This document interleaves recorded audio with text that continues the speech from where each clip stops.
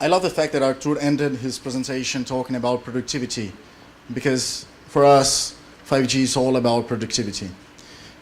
I know you've seen it, but yesterday, Ericsson published its annual study called the Ericsson Mobility Report. If you haven't, I really recommend you do. It is probably the best vision and outlook on what's going to happen in the next 5 years. And on our Ericsson Mobility Report, we're talking about 1.5 billion 5G connections in 5 years in 2024. So the big question is, first is what those 1.5 billion connections mean? And then the second question is, what's going to happen to the network? What's going to happen to the economy? What's going to happen to society? So I would like to try and deep dive into that, and also talk about how can we enable that revolution, right? So the first part of it, we're going to have 1.5, it's really weird, echo. 1.5 billion things connected to 5G networks in 5 years. More than that, 25% of the traffic in 5 years will run through 5G networks. And just so you have a picture of what that means, today we have less than 40 exabytes per month in total traffic, and we're jumping to 136. So in 5 years, 5G networks will carry more traffic, actually 30% more traffic, than the total traffic we have today in all mobile networks. That's a huge leap.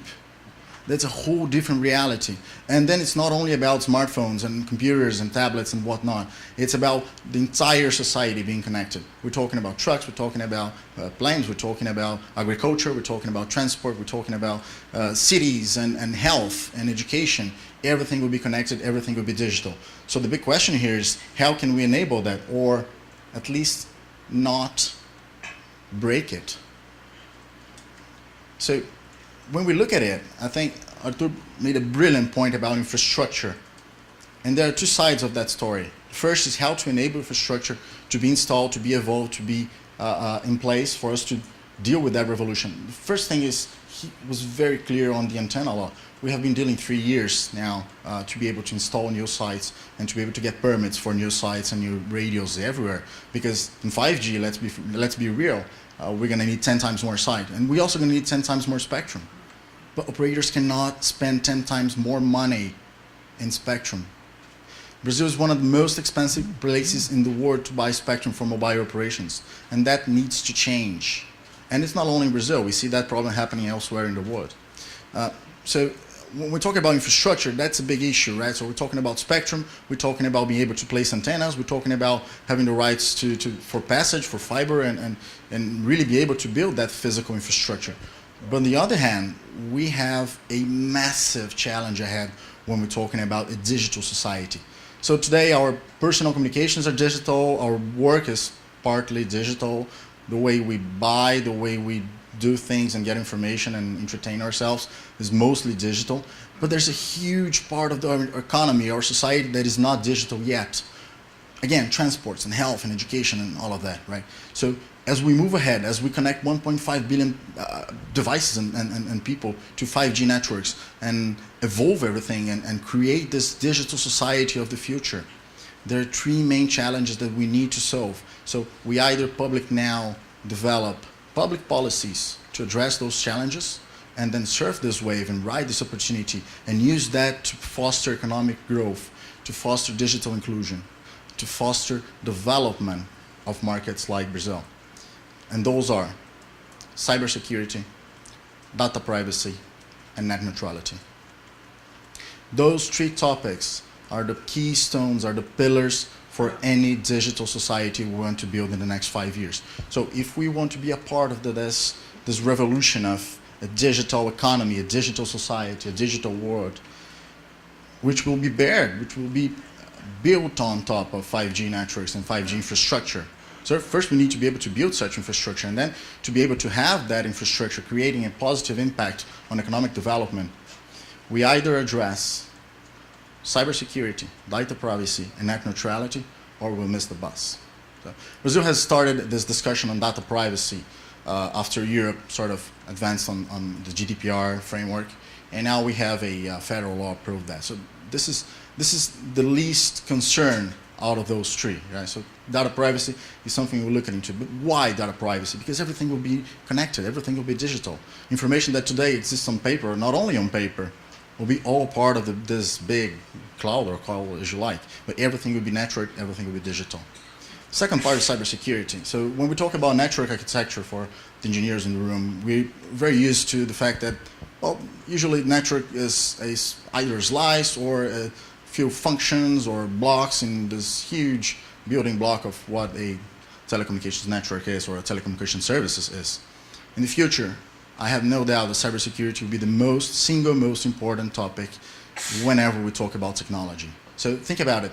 Today, if you're being operated, if you're in the surgery, are you afraid that someone's going to hack into the surgeon's brain? Not really. Well, I don't think that's possible with today's technology. But in 5 years from now, in 10 years from now, I think we're all pretty sure that robots would also be performing surgeries, right? So then you might be afraid that someone's going to hack into that robot. Well, it will be possible.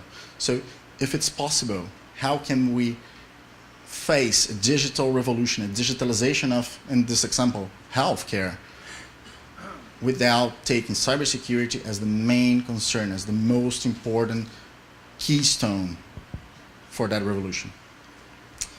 The third topic I mentioned is net neutrality. We either face it or we're going to miss it. Net neutrality has many different interpretations, and net neutrality should be interpreted as being able to access unlimited network resources, but as long as we're talking about the same service. So let's try and think about one specific case. So let's assume I'm using one of those things you use to sort of measure your heart rate when you're running, right? When you're jogging. And then next to me, there's this person that has a very specific device implanted in his or her heart to measure if there's any problem and then to be able to call for help or anything. So do you really believe that those two packets that will be sent to the network, assuming that we're connected to the same network, they have the same nature? So if I'm uploading a 2 gigabit backup to the cloud, is that the same priority when we're talking about a car, that selfless driving car that can hit or miss a wall, that needs to be able to respond in a few milliseconds to brake in time before crashing? So those questions, they were not present yet. Why? Because today, most of the devices connected to the networks are pretty much the same. They're doing the same things, right? So my smartphone and your smartphone, they're pretty much the same sort of, you could say, priority, right? I mean, despite the fact that you could pay more, but it's about traffic, it's about video, it's about, so by the way, 60% of today's traffic is video. That's another interesting data from yesterday's study. But as we move into the future, it's not only about smartphones, it's not only about tablets and computers connected to the networks. It's about cars and pacemakers and whatnot connected to the network. So the traffic changes completely. In summary, there's a huge revolution coming ahead. There's a huge opportunity ahead. We either develop the public policies to be able to develop such infrastructure that we need in the future, and also develop the public policies that we're going to need in the future in this digital space, or we're facing serious challenges of surfing that wave and using technology to promote economic growth. Thank you very much.